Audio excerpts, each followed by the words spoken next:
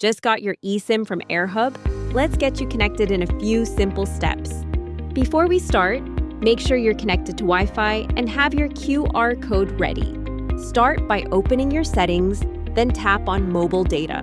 Now tap on Add eSIM. Choose Use QR Code and get ready to scan. Scan the QR code sent to your email. Make sure you have a stable connection while this loads.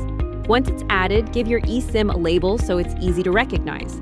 For example, if it's for traveling, you can label it as Travel eSIM. Now select your eSIM as the mobile data line. Quick tip, turn off mobile data switching to avoid extra charges. When you reach your destination, just turn on data roaming. And that's it, you're all set and ready to go. You can now enjoy reliable connectivity in over 190 plus countries with Airhub eSIM. Wishing you safe travels and a well-connected adventure.